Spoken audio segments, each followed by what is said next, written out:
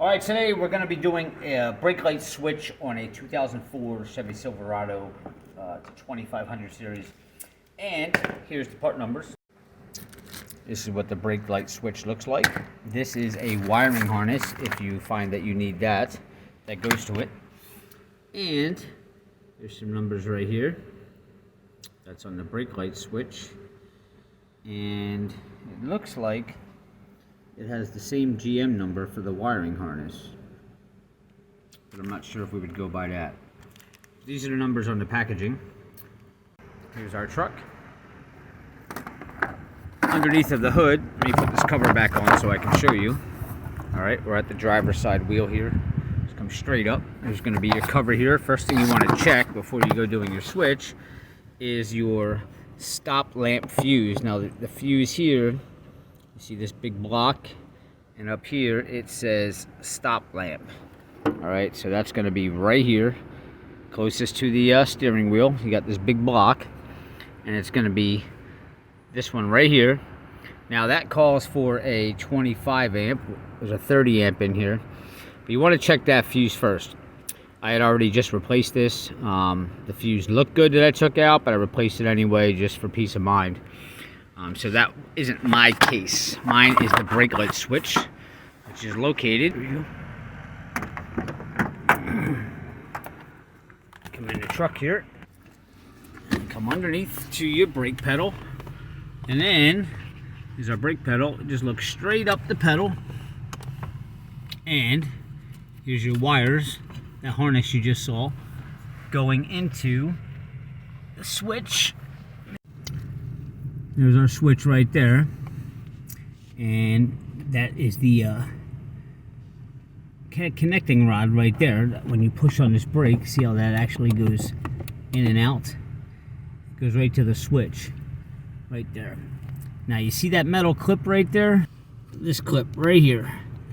You're gonna have to get a screwdriver under that, pry down towards you, and slide it off, and that's gonna free up this switch. You'll be able to pull that off and then disconnect your wiring here. It looks like somebody was under here because it's zip tied up, so there's probably been a problem with this before. But yeah, we're gonna stick a screwdriver in that clip, pry down, and pull that clip off, and the rod here should drop down as well when we do that. Alright, repositioning here. I'm literally laying on my back halfway out the door. So you want to pry down, get the screwdriver in there, pry down and push on this clip. Did that come off? Yep, there it is. It's on my screwdriver. That's it. Alright, we're back. I cut the zip tie.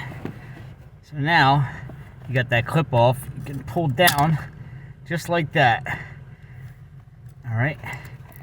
Now see how this brake light switch slides over that rod? That's how you're going to put it back on. It's got to slide in between that. And see our slotted area of the brake switch there? So that's how it goes when you put it back on. Alright. I apologize if this video is bad. I am in the most uncomfortable position. Never was really good at twister. Alright, so now to take this wiring harness out, flip this around, and you're going to see a little tab right here you're going to push down on to pull that out. I'm going to need probably both hands to do that. Alright, you can see it a little bit better here. I had to get a screwdriver and push down on that tab and push forward at the same time, and I got it to start coming out now, just like that. Okay, and there's our old brake switch, which actually looks like this was replaced. I hope this is the problem. But you can see somebody's got all the wiring spliced in here, which I don't like. But if you notice, your brake is now just kind of pivoting there since that rod is off. So you want to be extra careful when you're putting this thing back together up there, that you put it together right. And definitely don't forget that clip. Don't lose it.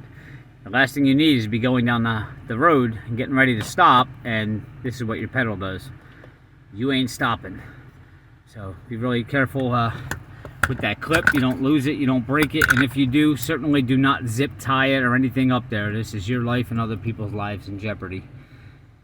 Make sure you have it back together properly. Alright, so I plugged this harness back in here. I am going to see if the lights work now.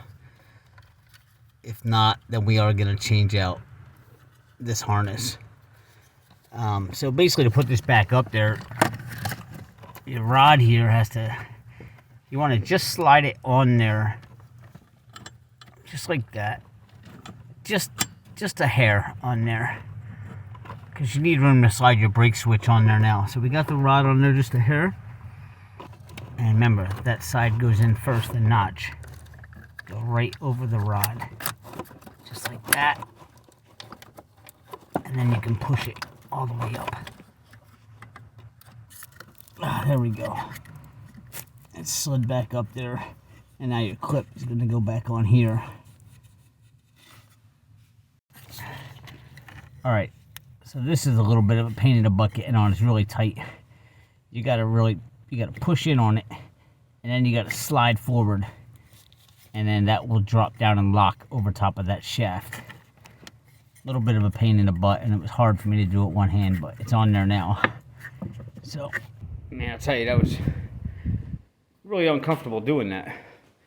You're almost laying in some type of crazy pretzel form on your back under there, under the dash. So luckily I'm a little guy, but that's it. That's how you remove the brake light switch and put one on an 04 Chevy Silverado. I'm sure it's kind of sort of the same for other models, but that's it.